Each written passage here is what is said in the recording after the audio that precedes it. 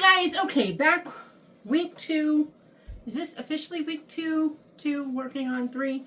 I think we're done with week 2. We're starting week 3. That's what we're doing. Okay, I'm getting used to this thing. Okay, I'm getting used to this thing. Heater's on. I have to let it be on. I have my starter for my sourdough. It's doing pretty decent, but it hasn't doubled yet, so I've got to keep it warm and all the things. But with me sitting in front of the heater, it decides that it's warmer than it is in here. It's so cold right now. I am not looking forward to my walk. Just saying. Here's the deal. So when I get this edited, I will have it start rendering, converting. And then I will go off on my walk. I will come back and then I will upload, right? But it's going to be cold. It is damp. We're getting more rain tomorrow. We've had rain. We've been nice and flooded out. All the fun stuff, right? People ask, did you really get that much rain? Okay, we got to talk about rain in the desert, guys. The ground is hard as rocks. And it's clay soil, if you want to call it soil. The stuff on the ground, it's sand and clay, and there's no topsoil. I mean, it's just like, yeah. And so when the rain comes down, it is hard and it bounces right back off. So instead of starting to soak in, it just runs and there's nowhere for it to go. And we don't have the infrastructure that you need for places that get lots of rain. So when we get extra rain that the infrastructure we do have isn't set up for, yeah, that's where this goes all wonky. So it's been a fun weekend. Not lots and lots of rain. We didn't know if we were going to make it to church yesterday because on Saturday, the rain, we go down our street to where we turn left to go to Walmart, and then you go past Walmart to get to our church, right? We got almost to that stops, it's a 4-way stop, and we just turned around as soon as the medium would let us because it was just flooded. You had no idea how deep it was. You couldn't tell. And we're like, yeah, no, we're not doing that. So we went the long way. So while I go into Walmart to get what I need, Kevin drove down by the church, couldn't get it that way, had to go back another way. And he tried another way, couldn't get it, had to go back another way. He had to go like all the way up to county line and back. He was like, this was ridiculous. But it also showed that things were looking pretty bad for him to get to work. So he's like, I might have to take the car. And I'm like, well, if you have to take the car, you have to take the car. Obviously, I'm not going anywhere. And that's fine. It's fine. Everything's fine. So yeah, lots of fun here in Rain City. It's just so weird to get this much rain at this time of year. When we get rain, it's usually February and then a couple of days in July. That's it. That's our rain. I think our average for the whole year is like 2 inches or something. We just don't get rain, but we've gotten a lot. So yeah, my front yard in the bed where I've got my Russian sage, I should get a picture of it. It's like, there's weeds, like beautiful, bright spring green weeds. They're like so happy. He's like, yay! Yeah, I'm not happy because now I got to go get them out. Anyway, and that's just from a few days. I mean, it's just like, what? Anywho, but we have another week of reading. I did some great reading this week. I was like, my brain is like, do I do this? Do I do this? And we're going to start with what I read. And I'm going to start with ebooks and audiobooks. Let's get those out of the way first. So audiobook, I read Sarah Hanks' Braving Strange Waters. It's the first book in the Time Sailors series. Just talked to her about it on my podcast. It'll be out, I think, next week, that episode. And basically the premise of the Time Sailors is that you have people who are on the water. They have to be cruising up, on the water somehow. And there are ships that have old-fashioned post boxes. And if they need you in another time, they can use you touching that post box to pull you into this other time for you to do something. Each book has a different something, right? And then once you're done, that's how you get back. You always have to be on the water or you can't get back. So it's very, very, very tightly connected to the water. That's the major, premise of the series.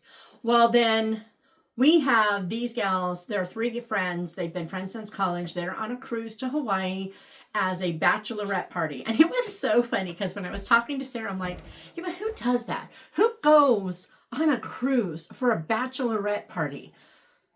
Guys, I just wrote a cruise into a book that I just published in September, and one of the, groups of passengers was a bachelorette party. I'm like, what kind of idiot are you, Shatona? We were laughing at me about it when we were talking. I was like, I have no brains. But so they're there on this cruise for this bachelorette party, and the bride-to-be it gets sucked into the past. Okay, this part I'm pretty sure is all in the synopsis, so I'm not really giving anything away.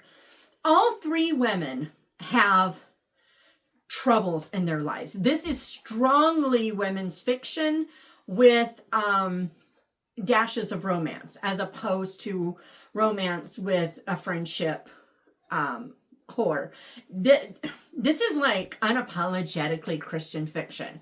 It's not that there's not romance, there is, but it's so secondary to the point of these three women dealing with their personal problems that none of the others know about, which I thought was kind of interesting, because usually it's like one of the friends knows but the other friends don't, and all the things, right? So we have, I think her name is Stella. I'm going to get it wrong.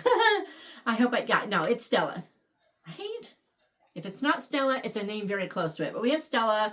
She's the bride-to-be, and she doesn't consider herself to be a brave person. She avoids conflict. She, to the point that she will not do the right thing if it avoids conflict, and she can get away with it. So, this has created some serious problems in her life that some people in her life don't know about. Obviously, her friends don't know. And she's going to have to confront this, obviously, when she's dealing with the mission that she's been sent on in the past. So there's that one. Then you have Wendy, who is a school teacher. She's I think Sarah calls her brusque. But she's forthright. She says what she thinks. She doesn't pull any punches, but she's a passionate teacher. The kids love her because she expects work out of them, but she also pours into them, and those kids know it, and they love her and respect her. But she's created some serious conflicts with some people, including the parents. And one of the parents has kind of gotten with some of their parents, and there's some problems. So she's got that to work out, and the others don't know that there's trouble in that paradise. Then you have the third gal, Claire. She's basically what everybody kind of treats as a brainless beauty, or she assumes that. She is truly beautiful, and it always has been. It's been her strength. And so she sees it as that's all she is, or at least in people's eyes. She doesn't really have a lot of confidence in her own intellectual abilities.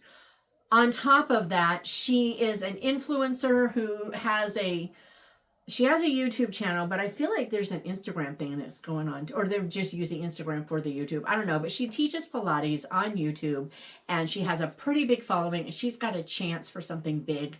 And so she's using this trip as a way to connect with her friends and have really cool, settings for her channel. And Wendy isn't having it. She's done with this gal. It's like what friendship they had is pretty much gone, but then those two have to work together to try to get Stella back, and they're constantly pushing and fighting against each other.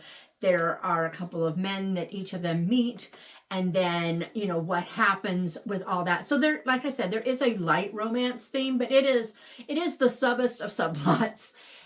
The faith content in this book was so good. I was concerned that it was going to become preachy at times, and it just never did. It is just so unapologetically Christian fiction that it really dives into, but it's the characters diving into themselves rather than the author pushing stuff onto the characters. And so it really is working really well. What didn't work for me, and I gave it 5 stars. What didn't work for me, I wish I had not chosen to listen to it on Audible. The narrator isn't bad. She's not. But she's not good, or at least not really good. I have gotten a little spoiled with Krista. Don't get me wrong. Krista just happens to be the type of narrator that I really like. And so she really works for me. I love Barbara Rosenblatt. There are a few other narrators that I really love. This gal was just on the acceptable, it's like I'm not constantly cringing or whatever, but it didn't pull me in the way a really great narrator does. So I wish I had. Not everybody's going to agree with me. Some people are going to listen to her and think, wait a minute, she's amazing, what is wrong with you? That's great, I'm so glad you love her, please listen to it. But for me, because I want them to be available on audio, and if enough people don't listen, then they won't be available, and then the people who need audio won't get the books, and that would be really sad. Because if the next one, which by the way, the next one is the one I thought I was interested in this until I heard about the next one, and then I was like, whoa, no, that, I'm just gonna beat up my fan back here, that's the one I really want to read. So I mean, the second one sounds way better, just saying.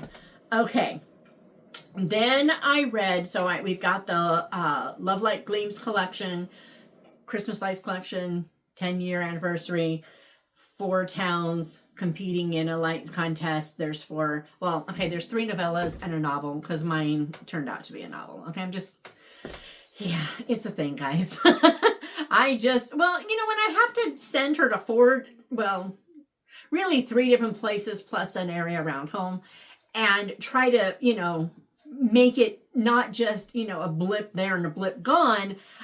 I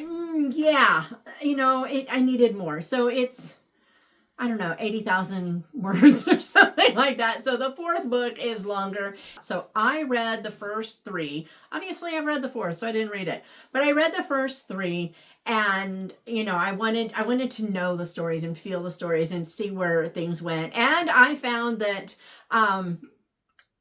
we had an error that I'm blaming me for, but I don't think we could have avoided it. It's just one of those things that we tried really hard to make sure we all got all the information we needed so that our stories meshed, and one little detail didn't, and then it made kind of for a blip. But I know how to fix it, and I'm not going to tell you because that would give it away. But the first one is A Christmas Glow Up by Cathe Swanson. Loved the story. It was so much fun. It was hilarious. It was typical Cathe. You've got the multi-generational cast of characters. You've got lots of humor. You've got romance that isn't over the top. It's real. It's just real. I just love the reality of her romance. And you have, you've got Golden Valley again. So this is the 3rd, I think maybe final, but I'm not sure, but the 3rd book in the Golden Valley Christmas series. And the first one was #Hitched at Christmas. The second one was A Gold Fashioned Christmas. And now we have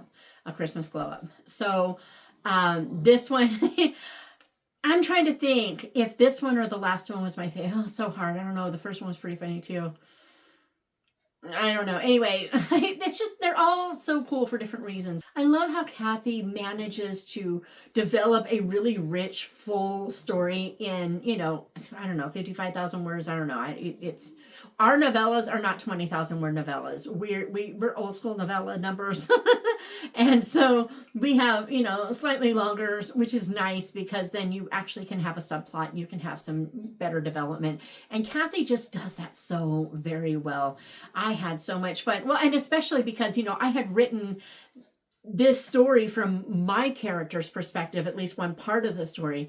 And so places where I knew my character had done something that, of course, Cathe didn't put in because it wasn't from her character's perspective, I was cracking up. I was having so much fun.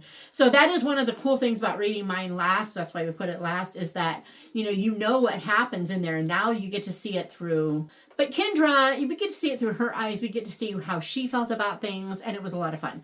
So, loved A Christmas Glow Up.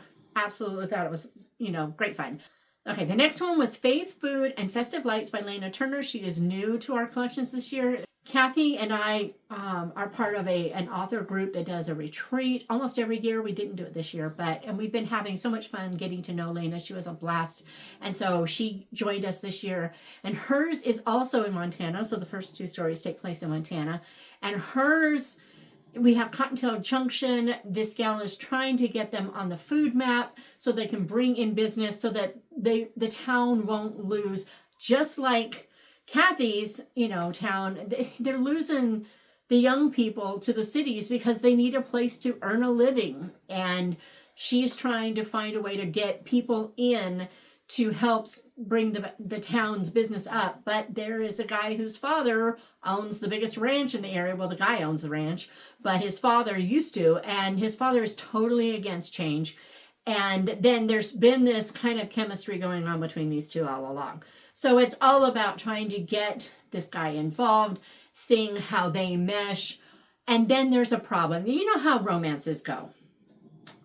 Couple gets together, things are going great. There's a big problem. There's not going to be a relationship, and then it all works out in the end. And 90% of the time, it feels like that breakup problem isn't sufficient to be a real problem. But I felt like she did a killer job with this because it wasn't frivolous. There was a reason why this gal was really bothered by something. It was a valid thing to be bothered by. She wasn't in a, I'm never speaking to him again, how dare he's ruined my life kind of nonsense. It was just this is a deal breaker for me. Not comfortable with this. We just need to be friends. And it was just handled so very well. And I mean, I don't feel like I'm giving away spoilers on it because this happens in pretty much every romance, right? There's that moment. So, I think, if nothing else, I swear I would give 5 stars to this book just for how well done that was. But then there's an awful lot of good food in this book. And I'm just saying, I want pistachio biscotti. Okay? Just fork over the pistachio biscotti. It got to be so much that I felt like I was one of Pavlov's dogs. They mentioned, and I'm just going, ah! So yeah. Pretty cool. Then we get, I believe it's going to be the final book in the Sinclair family series. It's Just One More Christmas, I think, is the title, by Jaycee Weaver. And she has done these Sinclair stories with us from the beginning. And the parents, we're getting, hers are split time, her Christmas one. So, so the stories include both back when people were kids, older kids or whatever, and then in the present and how those things are slowly melding together. She does a beautiful job with it. This one is the parents. We're finally getting the parents' story and how they had almost an insta-love. They had pretty much my parents' whirlwind romance. My parents met and married in 6 weeks, and these guys beat them. And I believed it. It was kind of weird. I was like, am I really going to believe this? But I did. And I love the heart that these people have. In the beginning, they entered the very first Christmas lights contest that this whole series is about, right? And way back when they won, and they used the money that back then it was just cash, and they used the money for a missions trip.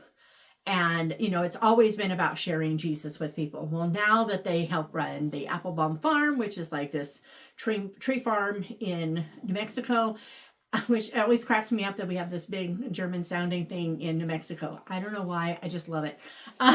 But now they want to take it year round. And if they win this contest, they can, turn it into a year round destination so they can share the love of Christ all year round through Christmas. And that's what the whole thing is. But of course, things go terribly wrong, and they don't know if they're even going to get the decorations done in time, and the end of the story. So I loved them all. I had a lot of fun. I went into it just kind of wondering, can I love them all again? Because every year we pull these things together and I'm like, am I going to love it? Yeah, I loved it again. So that was really fun. Got to read those. And I think that might be all the Kindles I read this time. I feel like there might have been one more, but I can't remember it. And I'm not going to get up and go look because reasons. So then I finished The Victory Party by Emma Donovan. This book, I'm giving it like 4.25 stars. In the middle, I was having trouble. It wasn't that it wasn't boring. It wasn't slow. I wasn't confused.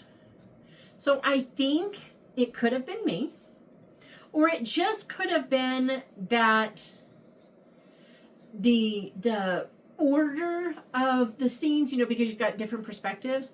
It could have been that the order of the scenes weren't quite right. I don't know. But in the middle there, I found myself reaching for other things other than this until I just force myself to get going. Now, I will say I feel like the end was slightly rushed, which is primarily where I docked. We went from, and I didn't know who it was until I did, kind of thing, but it was well past the middle. I actually thought it was someone highly unlikely, but it felt like, oh, what a kick in the gut if, right? And so I was just like, it's gotta be, oh wow. And so I by the time I finally settled on that person, I kept reading and reading and reading. And then I'd finally gotten into this thing where I read 10 chapters tonight. I was just like, what? But at the very end, it did, and mostly with the romance. For we know from the beginning that her friend Richard is in love with her, wants to marry her, all the things. Jill, is an earl's daughter. I think it's Earl. And her brother is now the earl. And she's been running the estate while he's been off at World War I. And now her brother's coming home. She has to decide what she's going to do with her life. They're having a big house party. And she and some of the guests were once part of the spy ring for the British government. And they get a message from the man in charge of that ring, and he says, someone in your group, all we know is that someone at this party will be a traitor, and you need to find out who it is, and we need to know now. So this is their thing. So, you're going through trying to figure out who that is, all the things. Near the end, when things get pretty dangerous, Richard finally says, hey, he finally tells her how he feels, and she's just, and you're just a friend. It goes really fast, just days from he's just a friend, which she has thought all along. It's never been, she's repressing her feelings or anything. She's been this way all along, and it never didn't do the death protest too much thing or anything, just, and then all of a sudden at the end, suddenly she's changing her mind. I don't know. It seemed a bit of a quick switch. But there were also some other things that weren't wrapped up that I feel like are part of the continuing series. It makes so much sense that it would be part of the continuing series. And I suspect that even that romance switcheroo might be part of the continuing series. So I'm not sure. But because I wasn't quite sure, and because there was that middle, 4.25-ish stars, I'm just going to give it 4 on Goodreads. Really enjoyed it. Looking forward to the next one. But it wasn't just the out of this world, give it 12 stars thing either. So there's that. Then I think tonight too, I finished Where the Blue Sky Begins. Guys, I bought this book when I talked to Katie Powder on the podcast because I was like, yes, I'm going to read this book because this book. And I didn't. And finally, I put it on this year's TBR. And this was August's. So, space. Yeah. Sky, space. So, and Montana has incredibly huge skies. This takes place in Montana. So, a couple different kinds of space. Anyway, we have a young executive who is in the financial industry, and he does a lot of financial planning with people. His uncle, who owns the company, a very lucrative company, sends him to this podunk town in Montana to get it ready for a new director there in the town. I can't remember, manager, whatever. And he just can't believe he's stuck here in this podunk place. He's a little bit full of himself, but not in a you are so annoying way. You are drawn to the character from the beginning, even though he is, again, a bit full of himself, a little bit shallow. He's never been given a reason not to be, and he's a little bit too driven. He does exactly what I always get frustrated with people when they say he does not want to be like his dad. And he is so focused on not being like his dad, he's becoming his dad. And it's like, focus on what you want to be instead of what you don't want to be, because what you focus on is what you're going to be. So it's like, But next door to him is a woman, Eunice, and Eunice is dying. I think that's pretty obvious from the synopsis and pretty close to the first few pages, so I don't think that's a spoiler. Eunice, actually it's Eunice, and she's very particular about it being Eunice. She's dying, and she really wants to ask forgiveness for things from several people. And they meet. He practically runs her off the road, ruins her scooter, which she shouldn't be driving. She's not safe to drive because she is that weak. And so she's like, I won't tell your uncle if you will take me around. And so they forge this unlikely friendship. She's like 47. He's 30 something. So, you know, she's not really old enough to be a mother, not young enough to be a sister, but she's really become someone very special to him, and they both have a lot of lessons to learn. Absolutely stunningly beautiful. There really is no romance in here, which was extra beautiful. That's not the story. But anyway, it's just, there's so much faith and so much life in this story about a woman who's dying and trying to make things right before she goes. I absolutely loved it. And yeah, I almost went in the house and pulled out another Katie Penner right away. That's what I almost did last week with Susie Finkbeiner too. And I was good and I didn't, but I was really tempted. Next up, I finished Life Together by Dietrich Bonhoeffer. The whole point of this book is Christian community.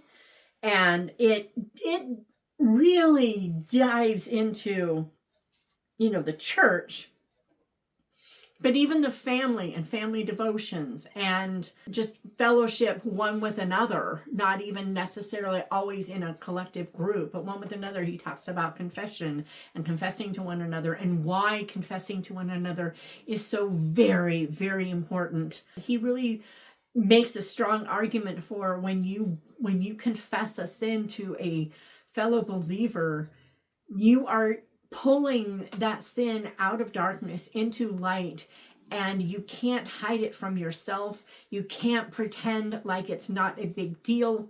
You really get to confront sin for the ugliness it is with someone who gets it because they're doing the same thing.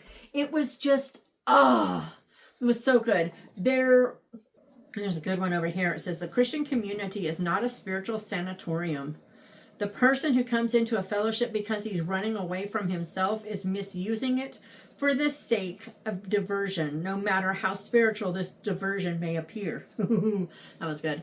But he who can no longer listen to his brother will soon no longer be listening to God either. The weak must not judge the strong. The strong must not despise the weak. The weak must guard against pride, the strong against indifference. None must seek his own rights. If a strong person falls, the weak one must guard his heart against malicious joy at his downfall.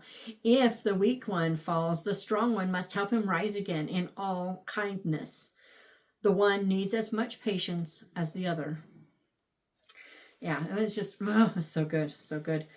There was only one thing in this book that I don't know that I agreed with. And it had to do with singing. He called it uniformity in singing.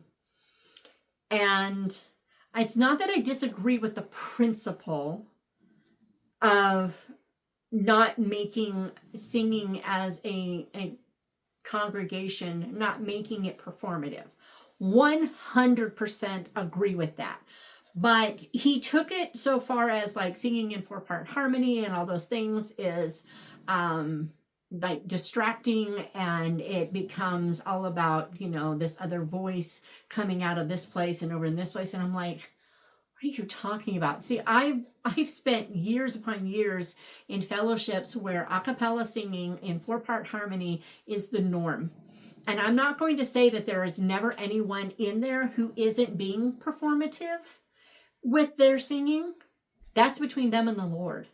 But for the rest of us singing, we're not over there distracted by that person's part. Well, usually they're not the only alto in the room. Okay, he specifically brought in the altos. They're not the only one. There's a bunch of them in the room. So there's many people singing that part. And then there's many people over here singing this part. And uniformity in singing becomes really, really difficult, particularly, can I just say, in Lutheran hymns, where they're often pitched so high that some of us couldn't sing them if we tried. I used to be a soprano. I am not anymore.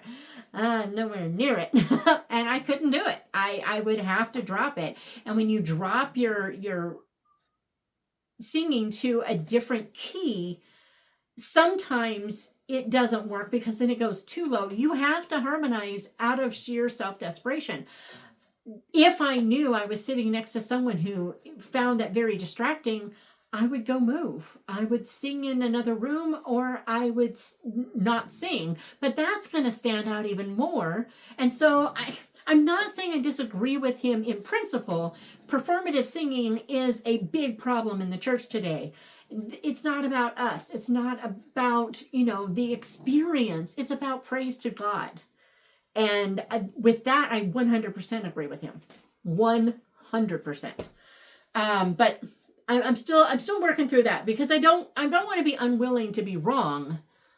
But just because I loved everything else in that book doesn't mean that he is 100% correct in the method by which to apply non-performative singing. You see what I mean? So if you saw my short with my book blip, where I had 3 books come in, and I just ordered a few more, so I'm going to have another book blip. I'm trying to avoid another haul this year. Hi, how you doing? Then you will have seen The Quiet Season by Mark Battles. This book, I saw it on Goodreads. It was an ad. And I was like, that looks interesting. I mean, isn't it cute? It is so cute. And so I was like, it had just a little tiny line or two about it on the ad, and I went over to Amazon to see what this thing was, because I've never heard of it. And this is what the Amazon description said. The Quiet Season is a reflective winter tale set in the small town of Stillwater, where snow softens the world and silence speaks. When a retired librarian finds his life quietly shrinking inward, a boy who loves the river, a widow seeking warmth, and a schoolteacher caught in a storm begin to draw him back toward connection. This is a story about grief, memory, and the way healing arrives slowly, like a snowfall, changing everything without making a sound. And this is only 80 pages, something like that. Yeah, it is exactly 80 pages. I even managed to tab a few places, but I'm going to read a paragraph or so just so you get a feel for the writing. The writing is stunningly beautiful without being weighty. Sometimes lyrical and beautiful writing is just so much. This is highly descriptive without, again, being weighty. It's amazing. The library at Stillwater. Snow had begun in the night, first as a sift of ash, then as the steady, workmanlike labor of winter. By morning, Stillwater lay under a clean weight. The river, which ran slow at the best of times, wore a rim of ice along both banks. From the library steps, Samuel Harlow could hear it, the way an old man hears his heartbeat at rest. Present, but quiet, a murmur under the town's breathing. Okay, I'm just going to read one more slight paragraph. It's a small one, pretty much a sentence, a few pages in. It says, the first hour passed, as the first hour often did, the room slowly becoming itself under the day, the cold remembering to be less fierce, the simple comfort of shelves that required nothing except to remain upright. The whole book is just, it's a reminder that silence isn't to be feared and to be drowned out. It's a place to rest. It's a reminder that connection between people doesn't have to be showy. It's it's such a beautiful, I mean, it's like a poem in a book without being poetry. I don't know how to describe it, but it feels like something that Louisa May Alcott or Lucy Maud Montgomery or Jean Stratton Porter. It feels Christopher Morley would love this book. I can just tell that they would love the book. I think it fits with other cozy books like Stevenson's and even Laura Ingalls Wilder. I could see her reading this to a classroom and just reveling in the words. He uses words in a way that I haven't seen a lot of people do.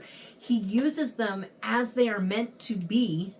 He doesn't change the meaning of silence, of reflection, of any word, but he uses it in a context that really makes you stop and think. I literally may reread this week again, but I have no doubt that I will reread it multiple times a year for a very long time. It is just beautiful. That said, there are two absolutely unfortunate and unnecessary words in the book. I don't know what they're doing in there. They don't belong in there. There's just no other way to put it. I don't understand. Once in a while, I see why an author chose to do it. Usually disagree. But this one, they're absolutely 100% gratuitous. It's only 2 times, but it's 2 times too many. One of them being irreverent. I'm like, why? Why? It's like someone took a beautiful, absolutely stunning picture and flicked a couple of drops of ink on it, and where they land, they land. It marred it, and I seriously considered dropping a star just because it irritated me so much. But the story was too beautiful to do it. It's too important, I think. It is not billed as Christian fiction. Not in the slightest, but it is full of biblical truth. There's even a prodigal element to it. I was going to see about a couple of the quotes that I marked. Loneliness isn't always a loud thing. Sometimes it just waits with you. The boy returns a book about the river to him and he says, "Do you have another one like this?" And Samuel pulled another slim volume from the shelf. The kind written by people who loved rivers without needing to prove it.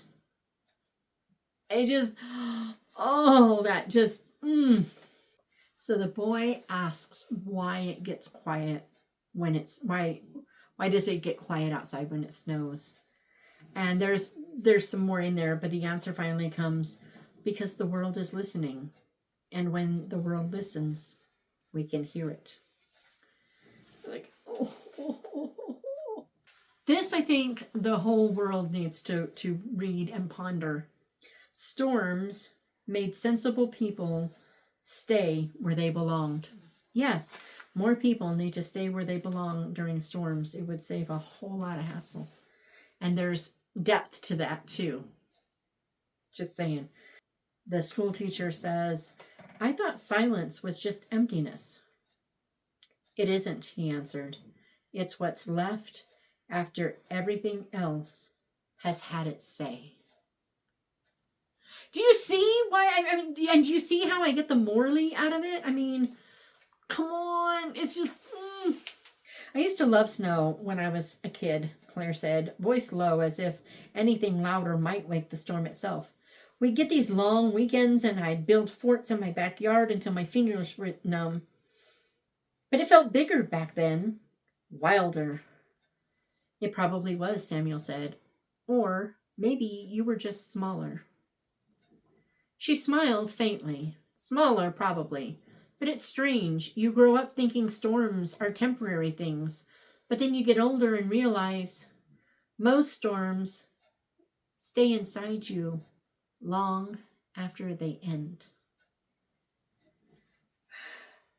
Yes, it's so good. It's so good. And then someone is talking about, that comes into the library after a long time and says, places like this, they stay the same, but we don't. It's strange, isn't it? To walk into a room and find the younger version of yourself already there, waiting. That's like coming home, Like when I went back with my mom when she got sick and I needed to go get her. I walked into her house, the one she'd lived in for 25 years. And yeah, I saw my younger self. I saw me as a mom with, pregnant with child number 7 and with my kids running around and my dad just wondering what had happened to his sensible daughter. So it's cool. That is just so real. And then one more from that same places like this guy. You built something here, the man said, breaking the silence. His voice wasn't soft, but it wasn't sharp either. I hope you know that. Maybe not the thing you thought you'd build, but something. And that, see what I mean? Do you see what I mean? Do you see why I love this? It is so, so, so, so good. Whew. Okay. All right. So for this week, I finished 4, 5, 6, 7, 8, technically 8 books. But 3 were novellas. Longer novellas, but still novellas. So I also read, speaking of stuff, so I also read A Very Bookish Thanksgiving. I read the first story in here. This is no longer available. You have to buy them separately. A Promise of Acorns by Kelsey Bryant. This is a Thanksgiving collection that was out several years ago, 2020 it looks like. She is a nanny. She goes to work for an elderly man who is raising his grandchildren while their parents are somewhere. She doesn't know. He doesn't say. She thinks they might be alive, but she's kind of afraid they might be dead, but he doesn't say. And so they're these 2 small children. They're a bit much for him. So she comes and, there's a lot of faith in her life. She has a friend who lives across from her. And, it's really there. Was there even a hint of romance in it? I don't think so. I can't remember, but I don't think so. It's just all about her investment in these children's lives, in the father, all of their grief, everybody is dealing with trauma and how they come together. It felt very Louisa May Alcott. I could totally see this being one of her stories if she were writing today. It was just wholesome without being saccharine, if that makes sense. Really, really, really enjoyed it. The second one is As Long as I Belong by Sarah Holman, and it's young Annalise Marshall has always felt like she straddles 2 worlds, like Jane Austen's Fanny Price. Yet, near Thanksgiving, she faces the fact that she might not belong anywhere at all. This is inspired by Mansfield Park. The one with Acorns was inspired by Jane Eyre. All of these are inspired by different books. Bookish Thanksgiving, right? The next one is Peter Pan. Then there's Great Expectations and Little Women. So my idea was to read 1 a week, maybe 2, so that I can finish it all in November. And then for the rest of this week, since I didn't get started on What If It's True, I'm going to go back to What If It's True. This is the one about, Jesus, his story. And he's telling the story from, I'm really creaking this chair. He's telling this story from the, looking at the woman who is hemorrhaging, and, all the stories, about Jesus. So my goal is obviously to get through most of this week, if not all of it. Then Waylaid on Whidbey Island. This was another one of the books that came in my book blip. This is by Lori Herlick, and Lori and I are crazy alike and very different at the same time. Her story is absolutely amazing. she grew up in a Jewish family and came to Jesus, and just that whole story was just phenomenal. So anyway, she was a delight. I really had fun getting to know her. She writes with like moose antlers on and a little moose next to her, and she just goes to town. So much fun. This is a cozy mystery. She has a black dog, Big Black Dog Publishing. Isn't that just the cutest bookmark? There's even a QR code that I don't know if you can scan, but you're welcome to. But yeah, super, super cute bookmark. Love it so much. Anyway, this is a mystery waylaid on Whidbey Island. Okay. Mary Irving is an itinerant pet sitter whose job is to go to where her pets are and the owners aren't. Looking for a haven from events in her recent past, Mary accepts a new position on Whidbey Island. She thought, so I'm having trouble with the shine. Anyway, she thought the most demanding part of looking after her friend's 3 dogs would be riding herd on their rambunctious 100-pound puppies. That is until the dogs wake her in the middle of the night and she discovers a porta potty at the construction site next door, fully engulfed in flames. Local authorities arrived, including Dave Brady, a semi-retired police detective. The flames die down and a dead body is found. I want to know, why do we always say dead body? How many live bodies do we have just laying around? Just saying, we don't talk about a live body ever because we all are just live bodies. But when a body is found, it's never a live person. It's a dead person, right? I never understood that. Anyway, when bodies begin to pile up like cordwood, Dave uncovers certain aspects of Mary's past. He informs her that not only is she a material witness, but also a possible suspect. As the rapport grows, Mary, determined to prove her innocence, instead finds herself in the crosshairs of a killer. So, I mean, mystery, please. And then I might be reading this one. I have to ask Ashley if I'm supposed to wait. I don't remember if we talked about we were going to read them at the same time or not or whatever. I can't remember. I don't even remember which book I got her. I mean, yeah. Anywho, so The Bark of the Bog Owl. I read this synopsis when I shared it in the haul. I'm not going to read it again, but it's fantasy. The Wilder King trilogy, book 1. It's 20 years old. And I think it's going to be a whole lot of fun, adventures, and all the good stuff. So if I'm not supposed to hold on to this for reasons that we decided on that I don't remember, I will read this. If I am supposed to hold on to it, then I will probably read the whale one that she got me. But that's what I'm doing. And I'm in the middle of the latest book by Benedict Brown. It is Murder at Holly Village. And it's another Marius Quinn. We have someone, Bella's aunt, close family friend that she's always called aunt.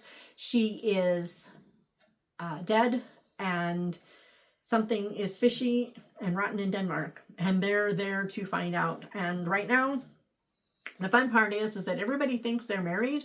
And they keep calling Marius Quinn Lord Montague, which is hilarious because he's not real happy about it, and all the things. I have suspicions that are probably wrong, but I kind of hope I am right, just because it'll mean that things are not too obvious. And I feel like right now they're too obvious. So I'm hoping that I'm right about that. And that's pretty much all I can say without, giving stuff away. But so I am listening to that. When I get done with that, I think I'm going to listen to Rosanna M. White's book about the Yola Book of Flood. Iceland is it Iceland or Finland? It's Iceland. In World War II, they didn't have paper shortages, so big book plans and all the stuff.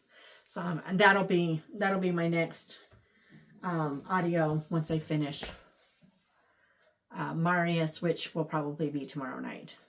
But that's what I got. This is this week's. Okay, so these are the books I'm going to read this week, and these are the books I read, plus the other ones. And yeah, I'm liking this. I'm liking this a lot. But if I could convince people to buy one book, it would be this one. So there you have it. I will see you on Friday with something. Don't know what. I feel like I might do a tag because it sounds fun. I'm kind of in the mood for a tag. And you guys have a wonderful week. I'll see you later.